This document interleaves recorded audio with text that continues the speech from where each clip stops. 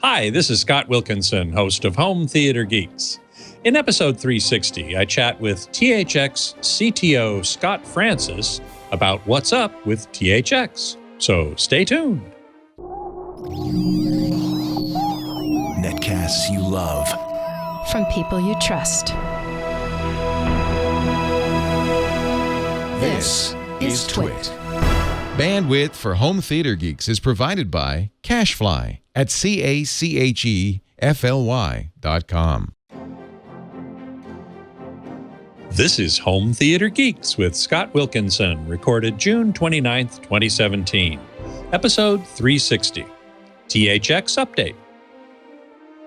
Hey there, Scott Wilkinson here, the Home Theater Geek and editor of AVSForum.com.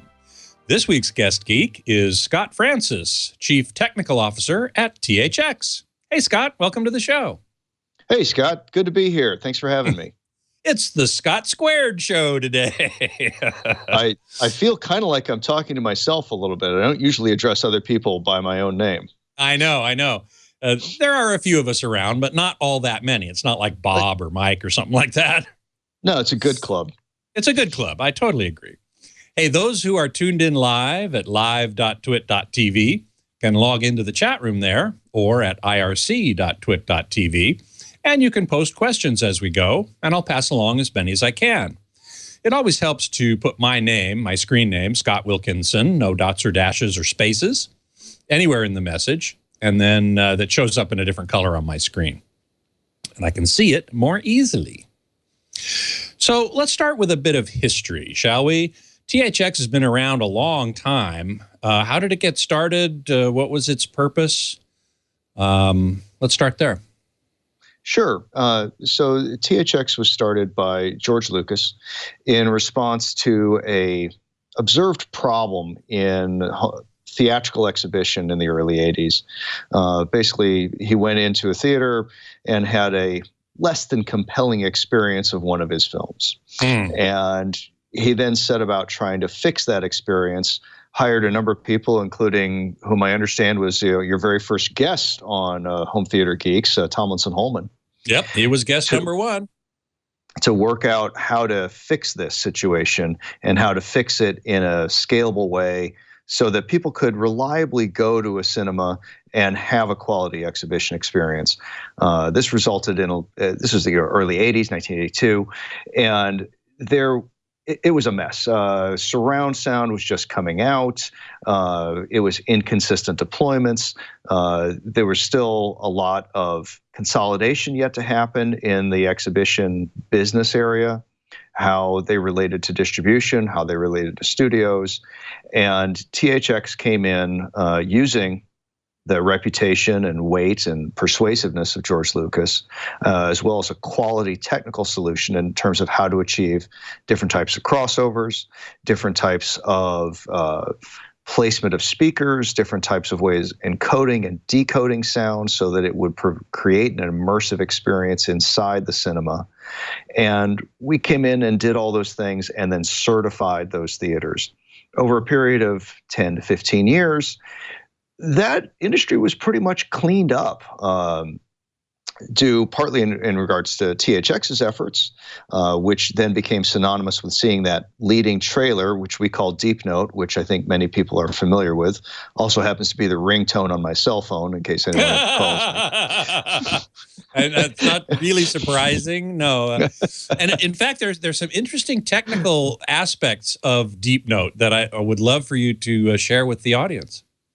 Yeah, so it was not just conceived of as a in marketing speak, we would call it a signature sound, much like the NBC tones. Right. Unlike the NBC tones, it also has a test purpose. It's also a test tone that you can use to verify that your home theater is working well. Or the commercial cinema. Correct. Any sonic setup, really. Yeah. And so that's why on my cell phone, it's kind of let me tell you about the basis of it. So it's a progression from low frequencies up to high frequencies that progresses in power and with consistent output. So once you've trained yourself to listen to Deep Note, you can quickly diagnose whether a system is flat, in compliance, base heavy, top heavy. You've got a phasing problem and a crossover, an unbalance between different parts of the spectrum or different drivers in a loudspeaker system. Not so much left, right, or surround, although we have been playing with some new variations on Deep Note, which do a lot of very creative things in that respect. But for now, but, it gets played. yeah. It gets played throughout the all. It gets played on all speakers, basically, right? Correct.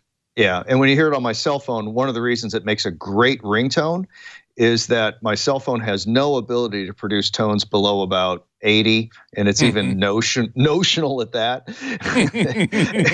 And so it starts very quiet, and it just vibrates a little bit. So it makes a great ringtone.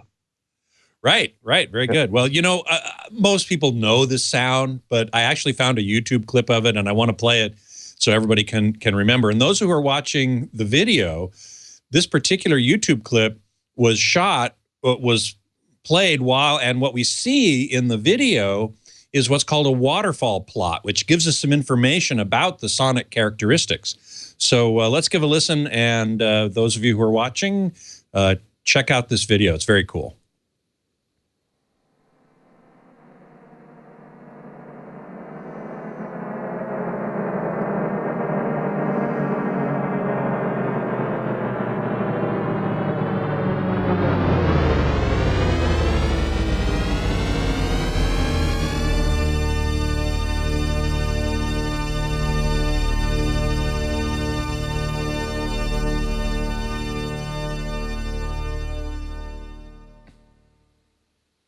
So that's great. In fact, if you want to play that again, Scott, I'd like to just talk over it a little bit of a couple of points. Yeah. Let's do that. And Josh, keep the volume down, and we'll give it another look, and Scott can tell us what we're looking at. So you see here we're starting out with the low frequencies, 20s, all the way up to about, looks like about 100 and so on. And now you start to see some peaks, kind of like comb filtering type things going on. I'm looking mostly at the upper plot. Right. And now we've expanded to the full spectrum. And you still have these comby peaks. And what those are is you're progressing by octave. So it's doubling in frequency. And you see how the power kind of spreads smoothly across that entire spectrum. Yeah.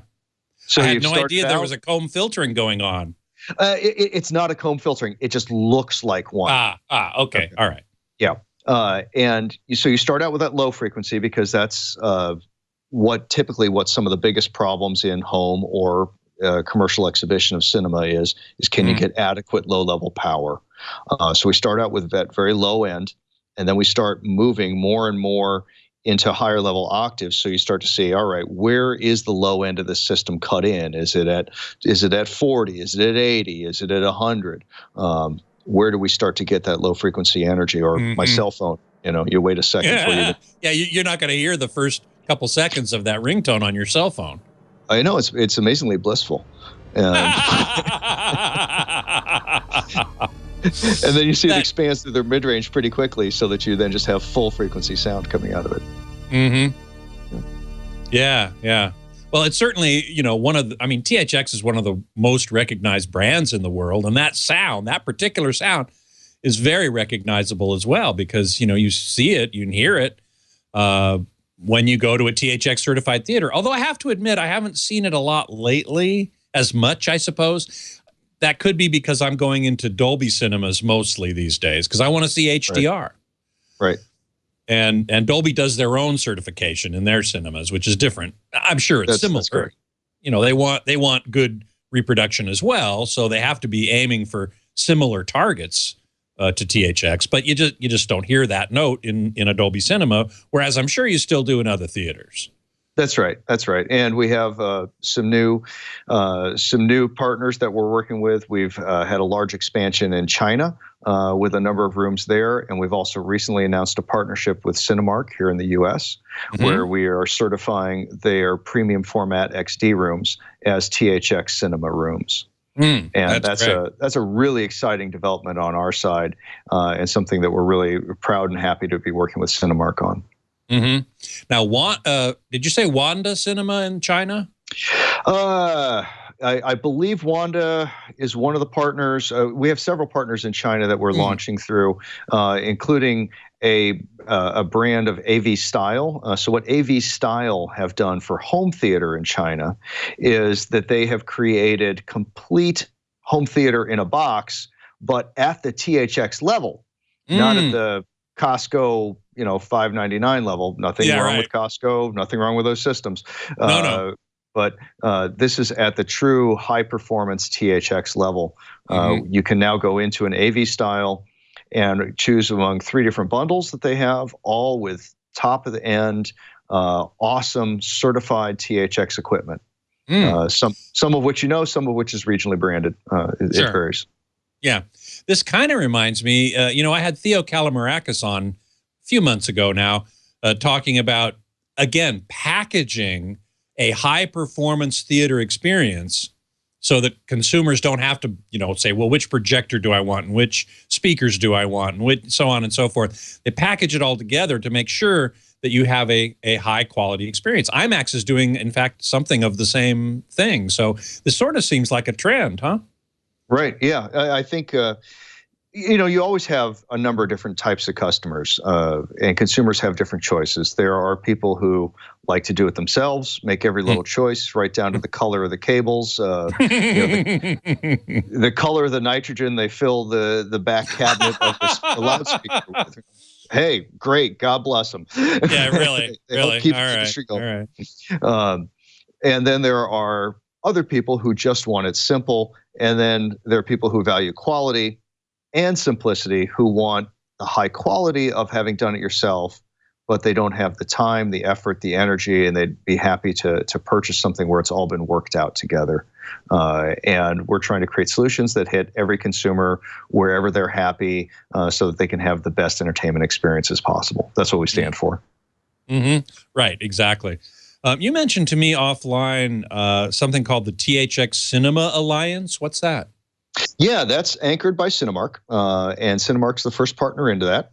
And this will be a multi-exhibitor alliance of premium rooms, premium format rooms, where we will be certifying, just like the old days, the best possible quality film exhibition, sonic exhibition, comfort, viewing angles, ambient light, making sure that it's all solid and calibrated and up to date and is the best experience that you're going to possibly have. Well, this is great. I look forward to maybe checking it out at a Cinemark once they have some of those rooms together. I was just at a 2-day conference sponsored by Samsung, in which we talked about many, many different things. One of which, though, was what are called premium large format theaters, or PLF theaters. And there's IMAX, there's Dolby Cinema, and then there are these exhibitor-specific ones. And Cinemark has XD, and that's one example of it, right? Correct. Right, and that's where I don't think that many people who go to the theaters understand what PLF is. Perhaps a good portion of our viewers here today do. But I don't think the average movie goer knows what PLF is or cares all that much.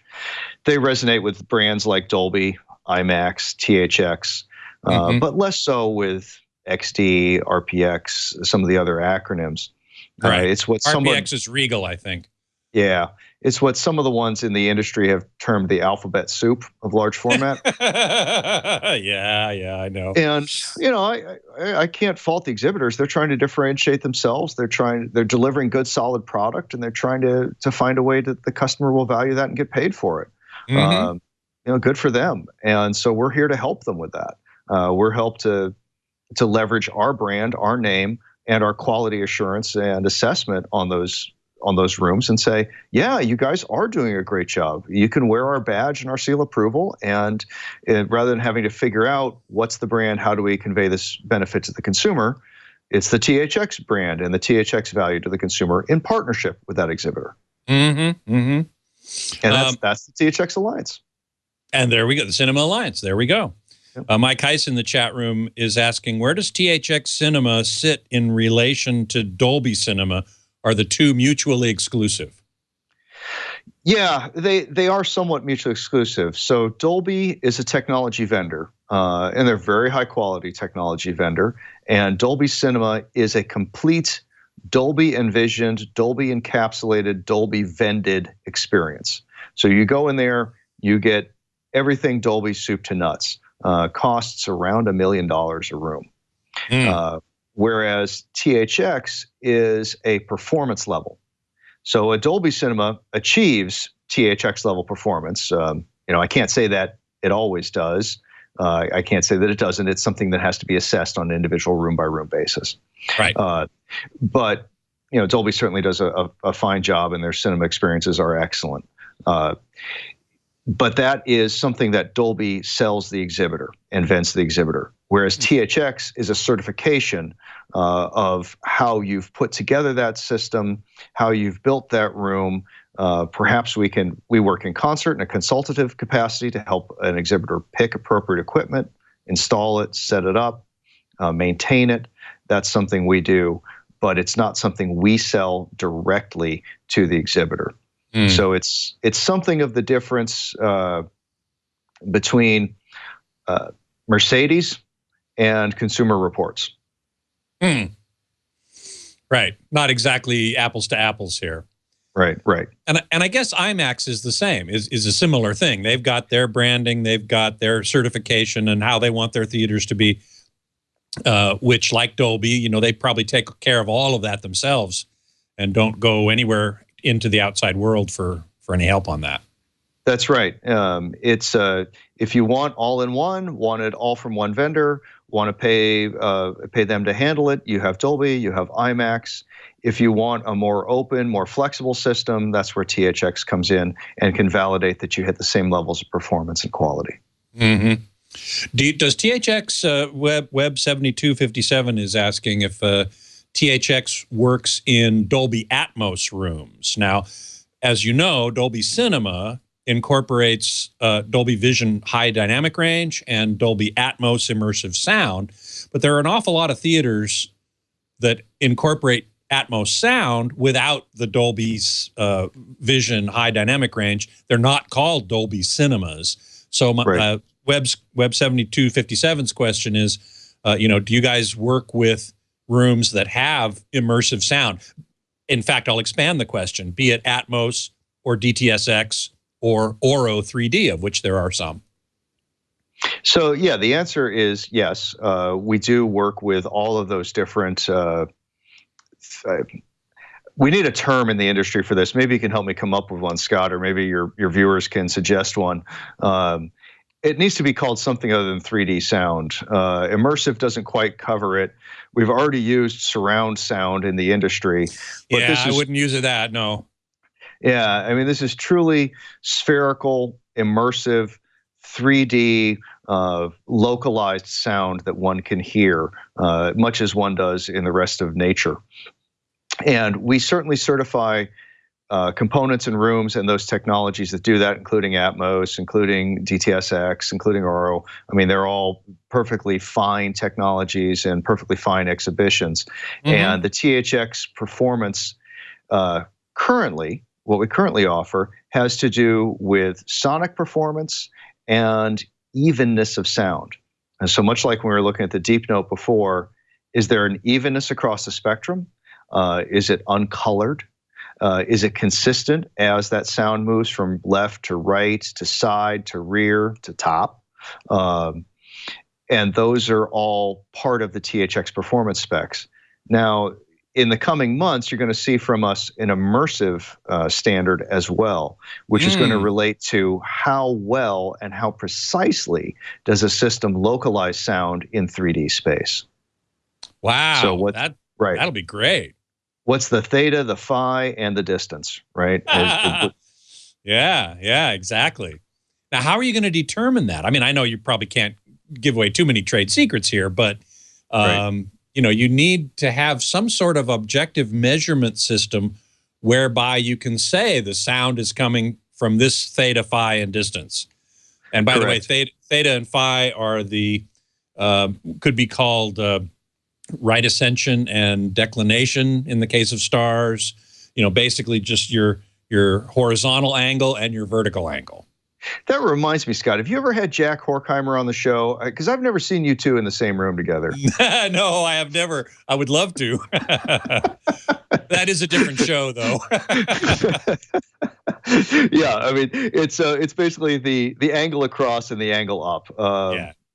What angle is something relative to you, and then how high off is it, and then how far away is it? Those are kind of the three measures. Right. So is there a way to measure that objectively, or is it somebody sitting in there going, oh, I think it's about coming from there? Yes, right. It's both. So we have been working on, and part of our research in this area, and part of how we're leading this industry forward, is that we are building together that measurement methodology from subjective impressions. So we take a large number of people, we impanel them, we figure out what's relevant to measure, what's not relevant to measure, and we boil that down to an objective test. You can think about the initial steps of this are that you have an immersive experience. Imagine an Oculus Rift experience where there's no video, right? It's just audio. And you start by being played a tone, and you must rotate your head and basically point your nose towards where you hear the sound coming from. So that'll give you the angle. And then you can work on distance from that and say, well, is this one closer, farther? And we can successively grade those things. There's a great number of people who do an awesome amount of research at a number of incredible facilities that we leverage and have relationships with, and we learn from them that tell us what type of resolution we can expect from human hearing. And then we impanel a large number of people to validate that as well. And then we refine it from there. And at the end of the day, we boil all that down to a DSP computer-based test with a dummy head. I was going to bring the dummy head in here today with me, but I figured one of us in the frame already was too many. Yeah, one dummy head's enough. Yeah, okay.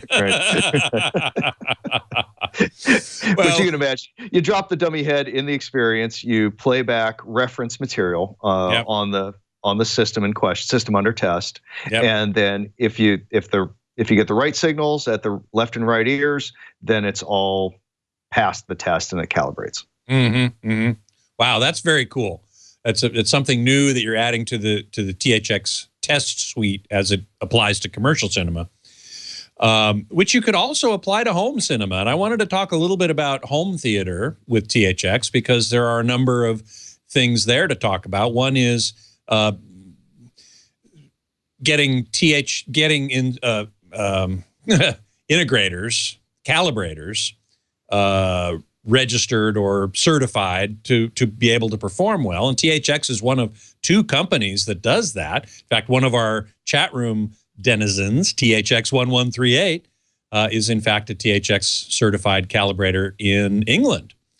Awesome. So that's one thing that certainly THX does. I've also taken that training, and it's really good training. By the way, I want to say that from personal experience, anybody who wants to get certified as a calibrator or even just learn how to calibrate, the THX program is really very good. So that's what I want to say about that. Thank you. The guys who put together that program do an incredible, outstanding job. There's a ton of content, a ton of prep, and we've seen a good growth in a lot of people who use that to launch independent consulting careers, and a lot of reference just using their hobby, using what they love to make some money. And there's a thriving business. People who get certified through that program for calibration, installation, consulting services, we have several levels of certification in that, are listed on our website, and people access that website every day to find quality vendors in their area to help them do installations and calibrate systems. Yeah, exactly. Another set of recommendations for the home theater that I wanted to touch upon are things like speaker placement and viewing distance. And THX has some very specific recommendations there, and we have a graphic of the recommended speaker layout. And I wonder if we put that up, if you could comment on that. Hang on a second. Let's make sure we got that posted here. Josh is working on speaker layout, is what it's called. There it is. There we go. So what are we looking at here? So what we have here is a 7-point two surround sound systems. So we've got the couch in the middle, center dead ahead, and we've got two small I was going to say small subs, because the subs I'm looking at in the room I'm sitting right now are about 5 times the size of those. But you've got two subs on either side of it. And then we have the left and right satellites going off a little bit farther outside of that, direct in line with the listening ears off to the right, left and right sides at 90 degrees or slightly back. You see the angle there says 90 to 110. Right. Are the side surrounds. And then we have the left and right rear surrounds even farther back than that, between 135 and 150 degrees rotationally. Mm-hmm. And this conforms reasonably well to other recommendations I've seen that sort of say 110 degrees for the sides, 150 for the rears, and that's going from the front center line around. And subwoofer placement, though, is another issue, isn't it? I see you've got those there roughly at the quarter points of the walls, which, according to Floyd Toole's research at Harman, is actually pretty good. I think he recommends halfway points, generally speaking. Sub placement is really, really room dependent, and it's tricky because there's a whole reason. Everybody knows low frequency energy is omnidirectional, right? That you're not going to be able to necessarily tell direction of arrival from it. So why have two? Is always that question. Mm-hmm. Well, the reason we have two is because we want to create an evenness in that wavefront and an evenness in the sound. When you have one, sometimes the delay, what they call the group delay, from the wavefront coming from that sub can be different enough from the rest of the system that there's this experience called the integration threshold and the law of first wavefront, where of a particular sound, think of a percussive sound, a broad spectrum explosion or something like that. Where something very sharp with a very sharp initiation. Right, where you have pretty much all the drivers in all the frequency components, every speaker you have all popping at once. Mm-hmm. You want that wavefront to hit your ears from all those speakers at the same time. And it can be tricky to do with just one sub because you do have reflections off the far walls, reflections off the back walls. And so if you have two subs, it can generally be easier to dial them in to get a consistent wavefront hitting the listener's ears at a consistent time with the rest of the system. So while we're talking about those reflections, you have this notion of room modes, where the wavelength of a frequency of sound will bounce off far walls, it will bounce off near walls, and create different types of reverberant setups in that room. Think about a slinky when you bounce it back and forth, and sometimes you can get a standing wave going on that slinky. It's the same thing with sound. And how you position that sub relative to the walls is going to be hugely important in terms of what frequencies might sound boomy and what frequencies might sound dead. And so if you're getting performance with your sub that you're not happy with, perhaps it's got a peaky boomy section, you might be too close or you might be too far from one wall or another. And I'd like to say, if this, move it that way, if that, move it the other way. The answer is just move it. Do you know of the technique for subwoofer placement, determining subwoofer location, called the subwoofer crawl? I know of one that says, "Honey, where can I put this?"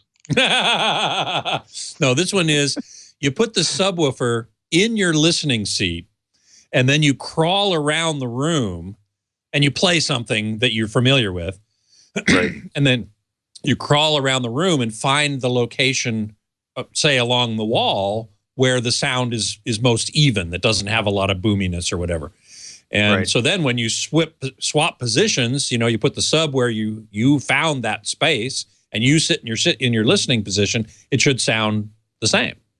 Right. That uses the principle, the acoustics principle of reciprocity.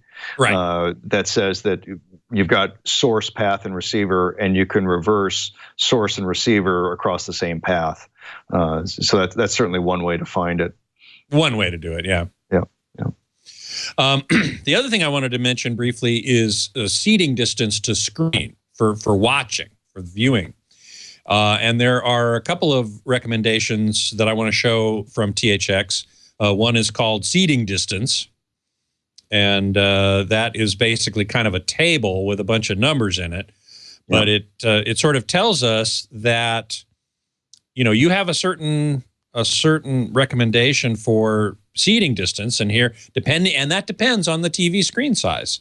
So tell us a little bit about what we're looking at here. Right. So the principle that happens here is that whether that TV screen is 50 inches or 80 inches, whether it's UHD or HD, you still have the same fundamental physical relationship going on, the optical relationship going on, that you have the same number of pixels on the screen, whether it's 50 or 80.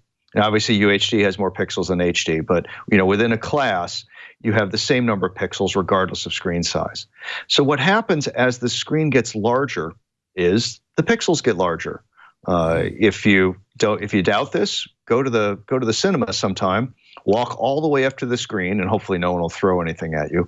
And you'll notice that the pixels might get as big as your fist, right? Because there's still only 4K of them. Only, there's only so many pictures.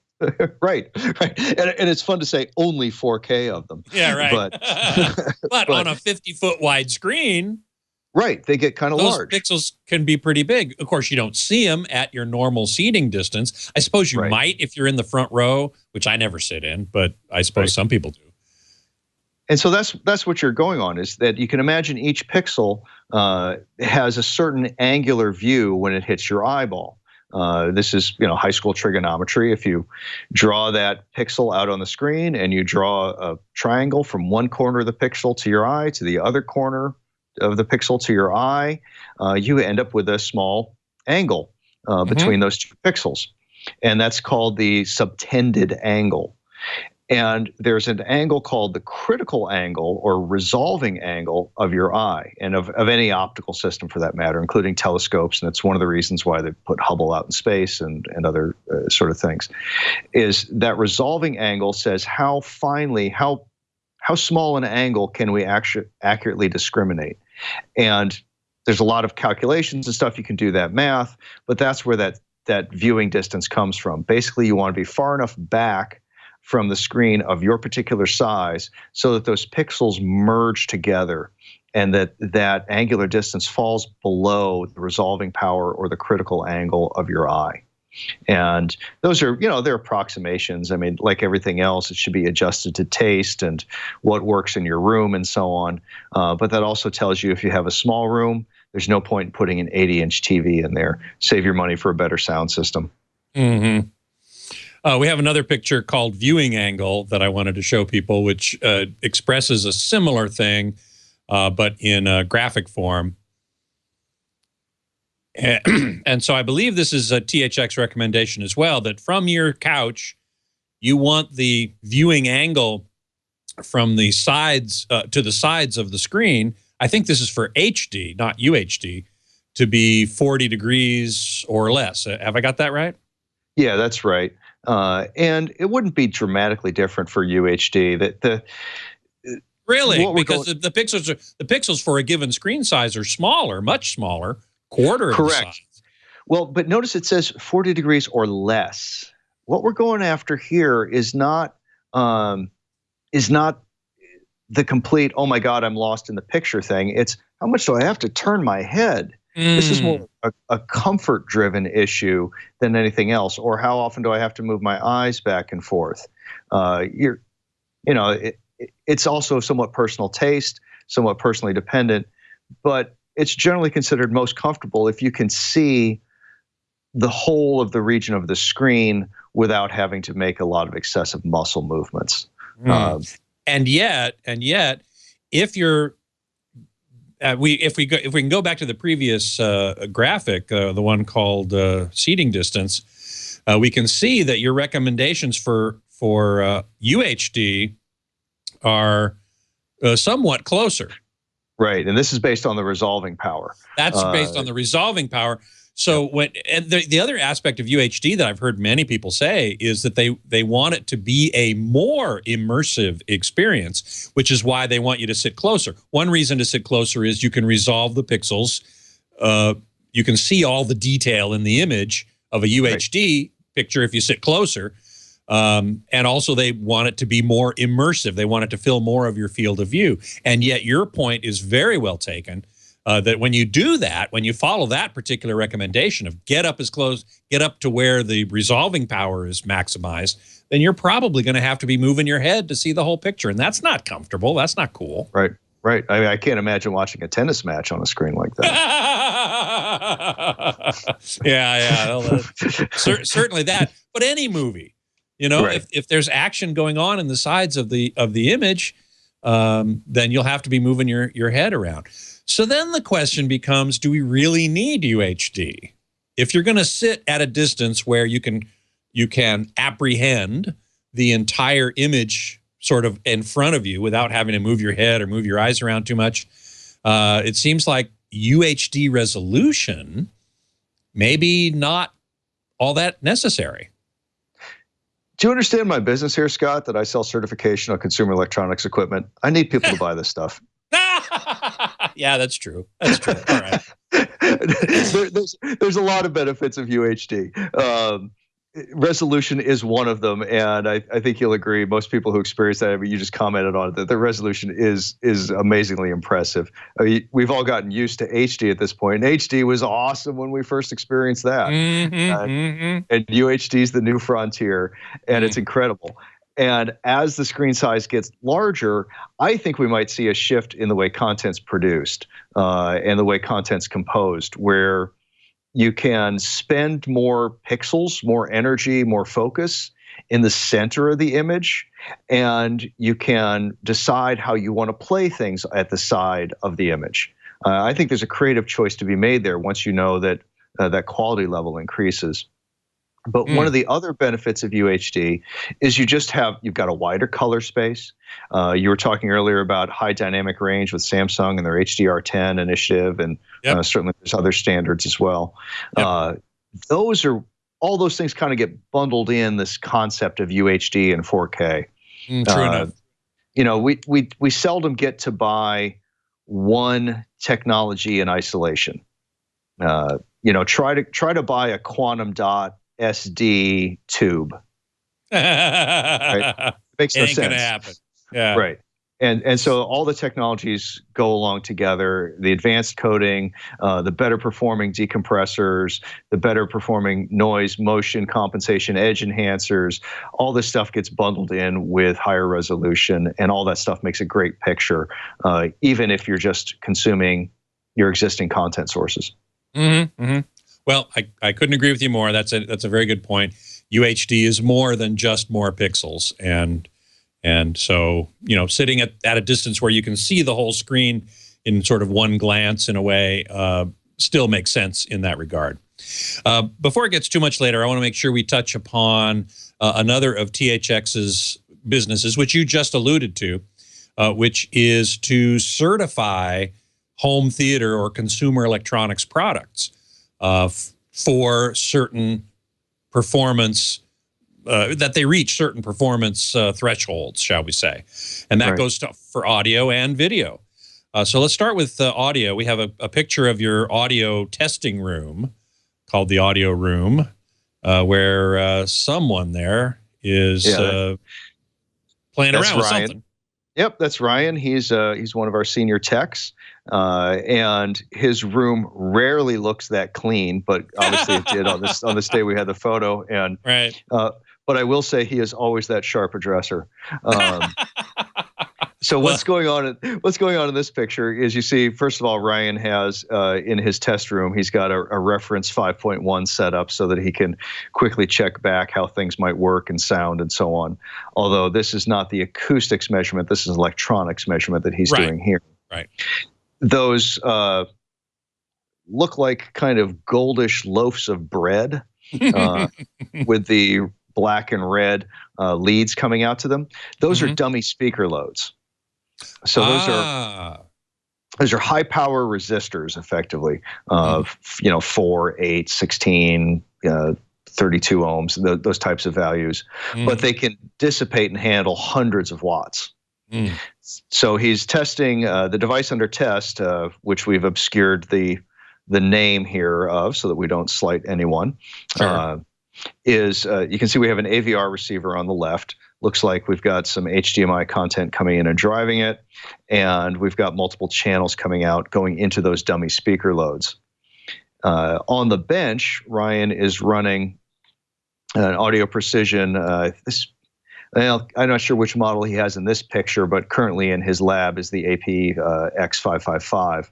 And that's kind of our reference piece of equipment we do for most measurements is the 555. Audio measurements. Yes, correct. Audio and electronics, right. So acoustics and electronics measurements. And what you can do there is he can play in different types of bursts, sine waves. When we certify a piece of equipment like this AVR, it will go through approximately 2,000 distinct tests of different types of performance, calibration, and ways to stimulate, load, overload, challenge, drive hard that piece of equipment. So you actually drive it into beyond what its specifications say in order to see where its actual limits are? We don't do destructive testing. But we do test towards our specification, not just the manufacturer's spec. And that's not to say that every piece of equipment meets it. We currently pass about half to 2/3 of the equipment that shows up at our doors. Really? Yeah. Has that been the case? Has that been the case from the beginning? Because you've been doing this a long time. Or has the overall quality of product improved over the years? Both. I mean, that yield percentage goes up and down as the market changes and as people present different products. We might do higher yields one year, lower yields another year. My personal opinion is that I think we have the mix about right, somewhere between half and 2/3. If it were so easy that we were passing 90 to 100%, I don't feel like we'd be adding that much value. And if it were so restrictive that we were only passing 10 or 20%, it would be so speculative that somebody wouldn't bother working with us. Yeah. And it's common that many people who present equipment to us will go through 2 or 3 turns or iterations with our labs and with our reports, and before they deliver a final piece of equipment that will pass our processes. You also do speakers. We saw electronics there, but we also have a picture of a speaker measurement, and I wanted to just have you briefly touch upon that as well, if we can see it. There it is. Yep. That looks like That looks like a close to the woofer measurement. There's a microphone sitting there right in front of that woofer. Yep, that's right. And this is one of the measurement techniques we do. It's inside our speaker measurement room, which is a semi-anechoic room. And it's one where we can control and adjust the reflections and mostly normalize them out. We use a variety of kind of standard and custom techniques for measuring speaker performance. What you see right here is this one's close, near field. We also do kind of standard 1 meter measurements at a variety of different angles. We have things that we put into a baffle wall. This one is free space mounted, but we also use baffle wall measurements pretty extensively, and that way we can measure purely what's going on with each driver. We typically request manufacturers to provide us samples with different test harnesses or test points so that we can neutralize the effects of crossovers, neutralize the effects of tweeter choice or whatever else. We can truly measure the components that are there by themselves. We also do a fair amount now, some of the innovative work that some of our really experienced scientists and researchers have done here is work to correlate measurements of far field, large space environments with near field environments. And why this is important is I have a I have two in the room I'm sitting in right now. I have two subwoofers in front of me. This is a 7.2.4 setup in this room. And the two that are the subs are about the size of dorm refrigerators. Those are big subs. They are large, and they're powerful, and they sound awesome. I'm sure. They've got 12-inch drivers in them and a coupled cavity, and they consume a lot of power. And if I really get them going, they can dig a hole in the ground. So it's pretty cool. Yeah. And so the problem is, we were talking about room modes earlier. Well, the wavelength of a 20 hertz wave is bigger than the room. Yeah, it's like 55 feet or so. Right. So how do I measure it? That's the problem you run into is how do I measure that in a closed room? Do I need a room that's now 110 feet square? That'd be really cool, but we're in San Francisco. That real estate's pretty pricey. Yeah, really. We have one partner we work with who has an open field test site, and we validate a lot of our measurements with his open field measurements. But increasingly what we've done is develop our own science and our own machine learning and modeling and correlation libraries for ways for us to measure the performance of the incident driver, the vibrations that are at the ports, at the reflex point, the pressures that are happening in box, the vibrations of the cabinet, and we can measure all of these factors simultaneously and build a model of what the near field and far field and even open field performance of that device is. Wow.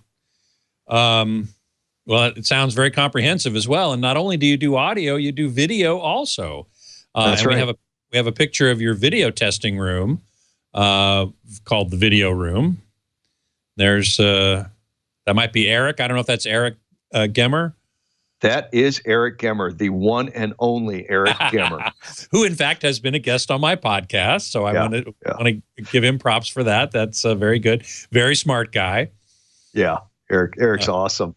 And what he's doing here is he's playing a test image on this Panasonic screen, and is using our Konica Minolta test rig to verify probably the color in this particular case, but he can verify lots of different measurements with that system. Man, that Konica Minolta CS2000, I think it is an awesome spectroradiometer. It's also awesomely expensive.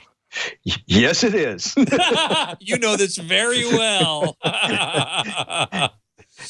Yes, it is. And if you look at that screen, the image that's on there, what you see is you're seeing bars of the primaries, red, green, and blue. You're seeing them go in stepped gradations. And so you see a resolution test on the bottom with that hatch mark grid. You also see kind of the lines descending on an angle. And the reason for that is so that you don't have different types of ghosting, or you can expose different types of ghosting. And one of the biggest things we look for, if you look at either the top left or the bottom right of those gradient bars, which is the gray gradients, and this is one of the most challenging and one of the most important things, I think, for any display, and that is to have those gradient bars be truly gray. That is the goal. That's the grayscale, which is what another name for what you're talking about, is what I consider to be the canvas on which the picture is painted. And that canvas had better be neutral, as you say, true gray, or it's going to affect the colors that get overlaid on top of it. Right. And at least as I'm seeing this on my screen, and it may very well be due to my screen, because I am not currently watching this on a well-calibrated display. Yes. And so your viewers at home, your mileage may vary. Indeed. But on my screen, I see that those gradations going from a nice solid black through a slightly warm, through a slightly green, out to a slightly cool, and then back to a slightly warm color as it goes up to full white. Well, as you say, you're not looking at it on a calibrated screen, and that's really what you're looking for in this test. And so we're not representing it perfectly, and especially depending on what people are watching on at home. But that is the goal, is to get that to be very even, without any shifts toward green or red or whatever, as you said, sort of in the middle of that range. Right. Sometimes people ask me to, put together PowerPoints explaining to them the difference between P3 and 709 and BT 2020 and stuff like that. And I say, great, I can put together this slide. What are you going to look at it on? Exactly. Or when I try to show people what high dynamic range means in a photo or something on the website, avsforum.com, it can only kind of be a hint of it, a representation of it, because they're probably not able to see it in its true dynamic range. Right. I can give you the evocative idea of it, but I can't show you the actual thing without the proper device. Exactly so. So then after you've tested things, you actually have a demo room. And I just wanted to show people the picture of that, called Demo Room 1 and 2, which it may be the room you're sitting in. I'm not sure. That is the room I am sitting in right now. And in fact, those are the speakers I'm looking at right now. And I have to say, those are THX, those are, M&K. M&K S300s, yeah. S300s, which are wonderful speakers. Yeah, they're pretty nice. I really love those speakers. And those are THX certified. That's right. And have been for a long time, actually, ever since M&K, before it went through the various corporate transitions that it went through. I did want to comment on that large black tube that's in the right-hand side behind that right speaker. Yes. Yeah, that thing there. And what that is that's a bass trap. So that's a way to defeat some of the room modes and some of the boominess and other problems you might have in a particular room. Your pictures don't show it in there, but you can see in the video behind my head that there are some panels. They're blue and kind of cream colored underneath the rear surrounds and around those equipment racks that are back there. And those are acoustic absorbing panels, and they're set at a slight angle. They're not flat on the walls. And that's also to help break up any room modes and so absorb a little bit of acoustic energy so that what you hear is more purely coming from the speakers and you're listening to less room reflections or room modes. So you've acoustically treated that room to essentially remove it from the equation in a sense. That's right. And, behind you, Scott, I mean, you've got a variety of things there that also break up the reflections and create other ones. And True enough. Frankly, in a lot of rooms, that works just fine. Plants, tapestries, wall hangings, they all work great. Yeah. Bookshelves. Yeah. Actually, in front of me, on the opposite side of this wall, is a bunch of bookshelves. And sometimes this is actually, you can see these speakers here. This is actually my home recording studio. And when I'm actually doing recording in here, I'll put up some acoustic treatments, but it's also my office, so I don't leave them up. Right.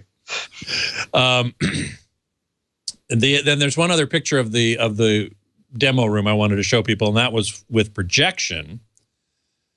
I assume that's projection, or is that just a really big flat panel? That one would be projection. So I am actually sitting in between. I am the curly-haired lady in that picture at the moment. I'm sitting on that couch, but John and Peter are not here with me. Yeah, right. Okay, all right. But you're sitting on that couch right now as we speak. Yep. And that projection screen does roll down in front of me, and we do have a projection fitting. You can see back there. Oh, there it is. Look at that. Oh, it's even in its own projection booth. Oh, yeah. We're high class here, man. High class, no doubt. So you obviously certify projectors as well. Yep. We've certified a whole bunch of them. Yeah. I wanted to ask you specifically regarding projectors, how you deal with high dynamic range in projectors. Now, high dynamic range, as you know, is an important part of UHD. And we're still kind of in the Wild West of HDR. And and in projectors particularly, I mean, flat panels, okay, you can say it's got a peak brightness of 1,000 nits or 500 nits. It's got a black level of thus and such, whatever it is, and it's going to be the same on that flat panel. But in a projector, that depends on the size of the screen material. Things are going to be so different. So how do you evaluate the performance of a projector and remove the screen from from that process, so to speak.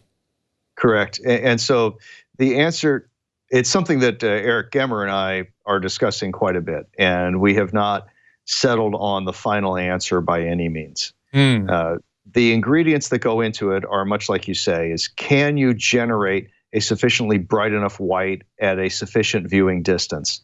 So we think of this not unlike our audio certifications where we have specifications based on room size, Dominus, Ultra, Select, Select 2, and so on.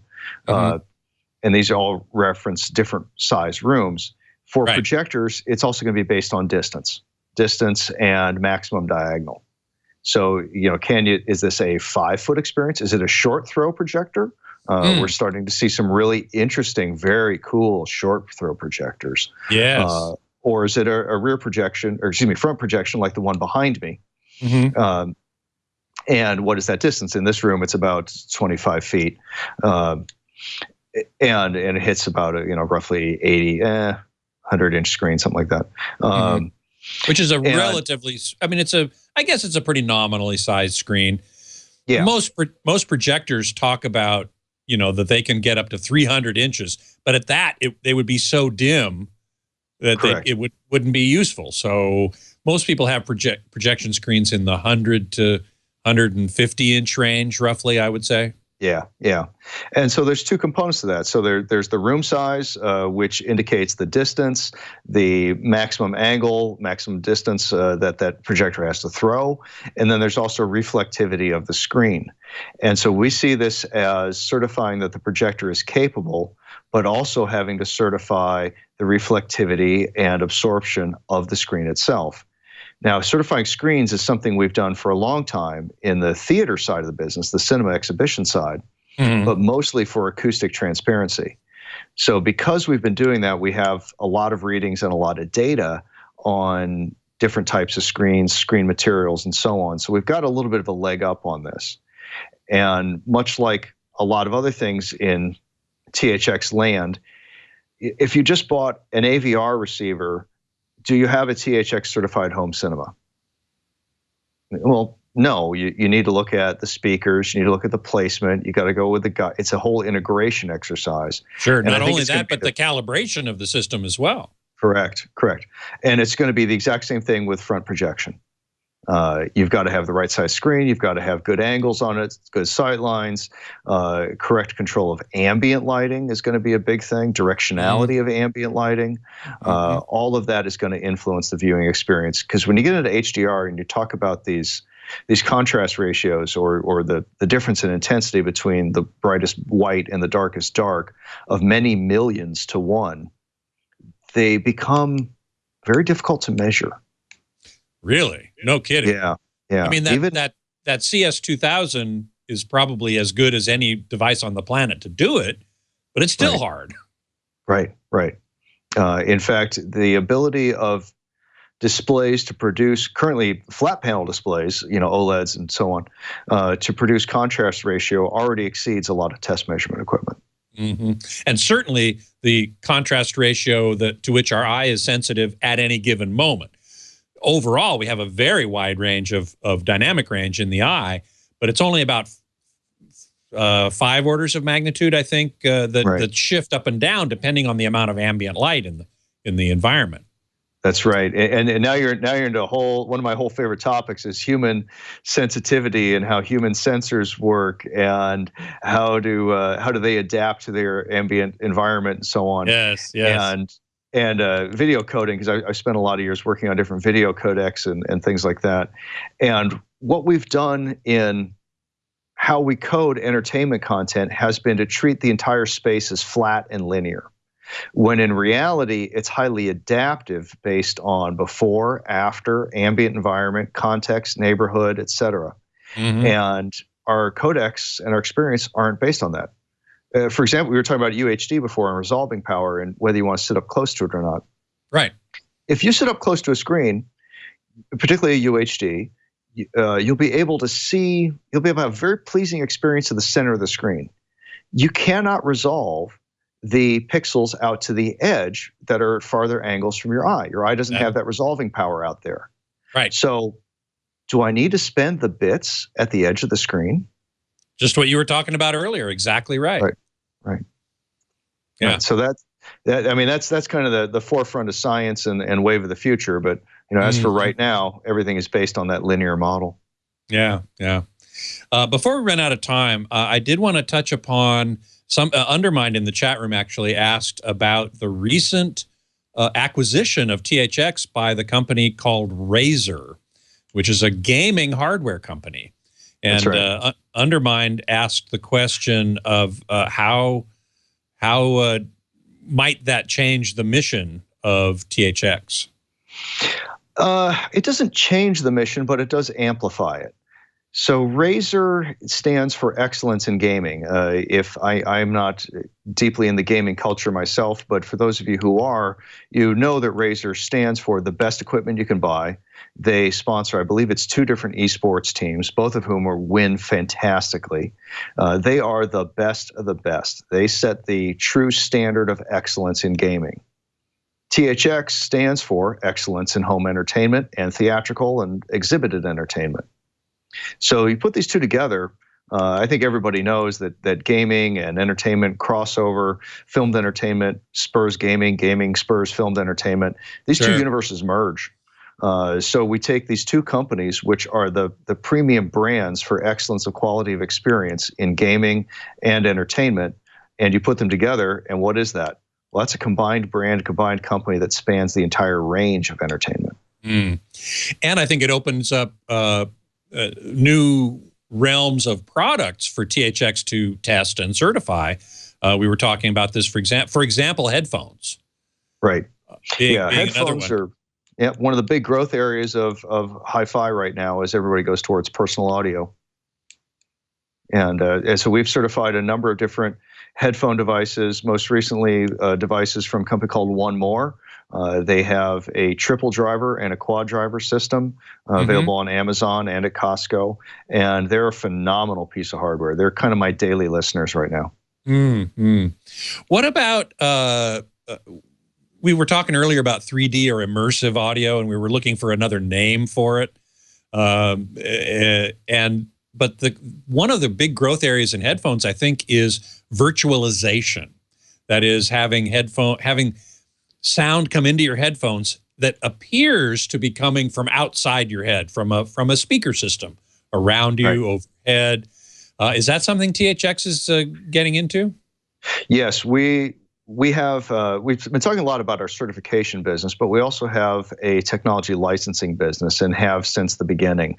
We were talking about the crossovers and other types of work that Tomlinson Holman did early on at THX. That was all licensed technology, which was sold to theaters and theater exhibition equipment manufacturers.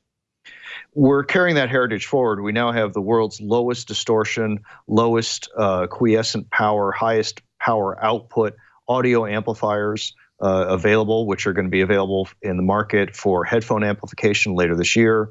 Currently available for 2-channel home hi-fi use by the Benchmark AHB2 system.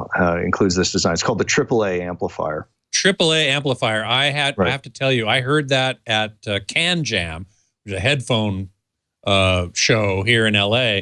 Got a couple pictures actually of a couple different breadboards, and these were headphone amps. And if we take a look at, this is the THX AAA Zero, which is one of the reference designs, and this is a breadboard, right? This is just a mock-up, and I think the voltmeter there is showing sort of the power draw and how it's not very much. In this case, the power requirements are very low, so very good for portable applications. Right. Yeah, that particular unit, that's a functional unit, but it is a prototype. Yeah. It's currently being worked into a chip design so that it can go into smaller and smaller footprints. If you look at this particular image, that you can see right underneath the THX logo, there's a collection of circuitry bordered by a white outline. That's the actual circuit itself. The rest of the board is all the supporting componentry of connectors, power, battery interface, all that kind of stuff. I think you might be able to see that a little better in the next one called the 888, which I think is the sort of top of the line.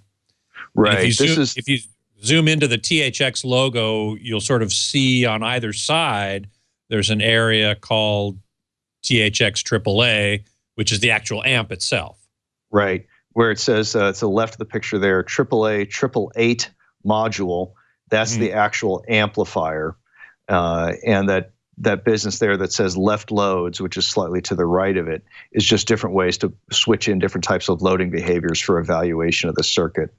This particular device is a complete dual mono amplifier setup for very high-end headphones. And I can tell by the picture that what you have plugged in there are the Sennheiser HD 850s, just because I know that's what we do as a demo kit, and I recognize that cable. Yeah, right. And then the last picture I want to show for the AAA amp is called THD, and this is a graphic of the THD, or total harmonic distortion, of the various AAA amp designs, of which there are several, compared to some others. And we can see that the THX AAA amp designs are way low when it comes to total harmonic distortion. Right, and not only in this graph, not only lower on the vertical axis, which is good because that's sound quality, but they're also, for the same quality, lower on the horizontal axis, which is the power consumption.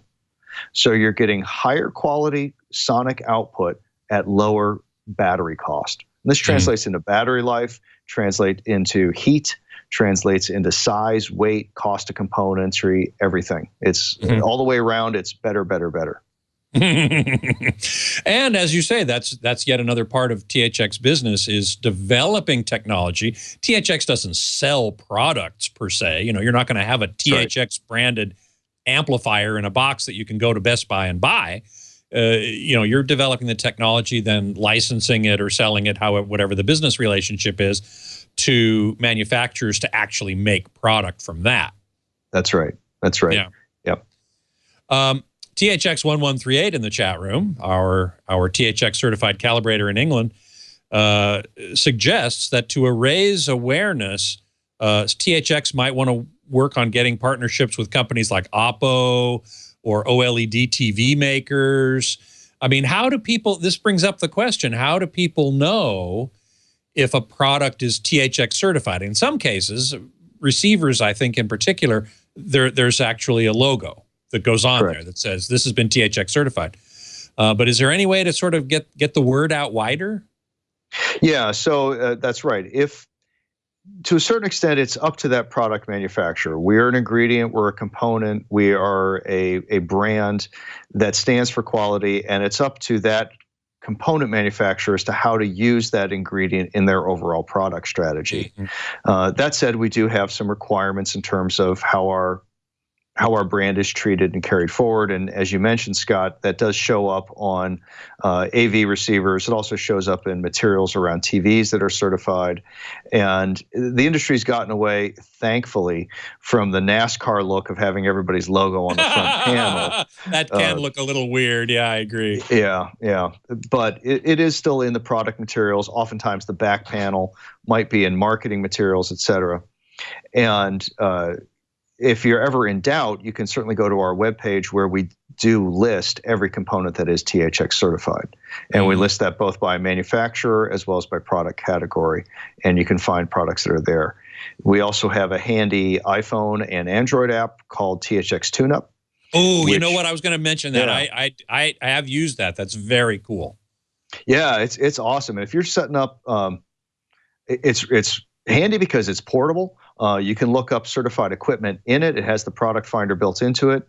It also has a variety of test patterns and tones and tools built into that app as well that you can play through a theater system and check out picture quality, sound quality, et cetera.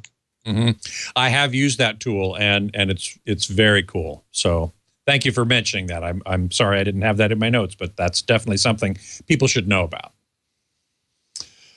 Well, hey, listen, you know what? We've come to the end of an hour already. There's so much more we could talk about, but, you know, the time really flies when you're having fun, huh? Yeah, no, it's been great. It's been great to be in here. Thanks, Scott. Thank you. Thank you so much for being here and spending the time with us and helping us to understand what THX is doing these days. Awesome. Go out and buy lots of THX certified gear. Yes, indeed.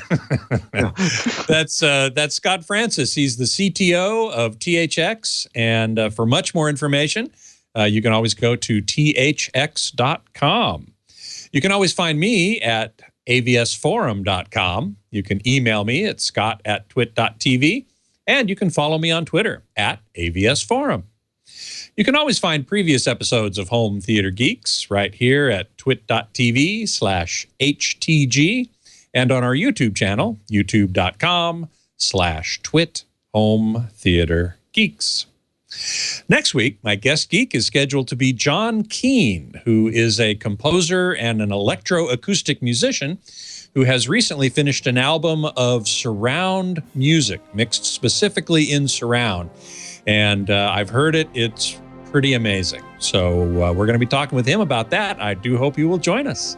Until then, geek out.